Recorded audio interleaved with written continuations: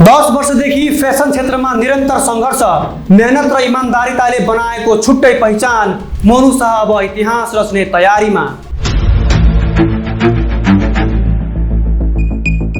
Nepali fashion क्षेत्रमा विगत 10 वर्षदेखि निरन्तर सक्रिय, मेहनती, इमानदार र सृजनशील व्यक्तित्वका रूपमा आफ्नो छुट्टै पहिचान बनाउन सफल नाम हो मोनु शाह।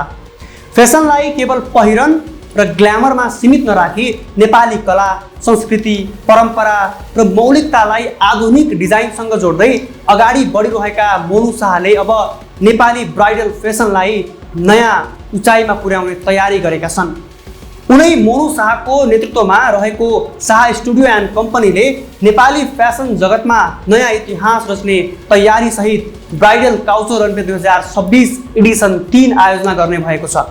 विगत 10 वर्षको यात्रामा निरन्तर मेहनत, लगनशीलता र आफ्नो कामप्रतिको इमानदारितालाई प्राथमिकतामा राख्दै आएका मोनु शाहले नेपाली फेसनमा मौलिक पहिचान स्थापित गर्ने प्रयास गर्दै आएका छन्। उनको यही निरन्तरता र सृजनात्मक सोचको अर्को उदाहरणका रूपमा ब्राइडल काउचर रनवे 2026 लाई प्रस्तुत गरिएको छ।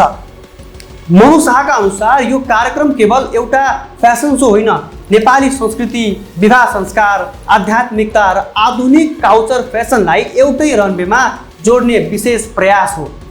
कार्यक्रमको सुरुवात नै नेपाली मौलिकता झल्किने विशेष शैलीमा गरिनेछ। आरतीको पवित्र ज्योति, शङ्खनादको शुभ ध्वनि र ताण्डवको शक्तिशाली ऊर्जासँग रनवेको भव्य शुभारम्भ गरिने आयोजकले जनाएको छ। आयोजकका अनुसार आरतीले पवित्रता, शङ्खनादले शुभारम्भ, ताण्डवले शक्ति र काउचरले भव्यता प्रस्तुत गर्नेछ। नेपाली विवाह संस्कार, कला, संस्कृति र परम्परालाई आधुनिक डिजाइन तथा अन्तर्राष्ट्रिय स्तरको काउचर प्रस्तुतिसँग जोड्दै नेपाली ब्राइडल वेयर र फेसन डिजाइनलाई नयाँ उचाइमा पुर्याउने लक्ष्य मोनु शाहको रहेको छ। 10 वर्षको निरन्तर यात्रा, मेहनत, अनुभव र सृजनशीलताबाट तयार भएको यो कार्यक्रमले नेपाली फेसनलाई विश्वस्तरीय मञ्चतर्फ अघि बढाउने प्रयासलाई थप बल दिने अपेक्षा गरिएको छ।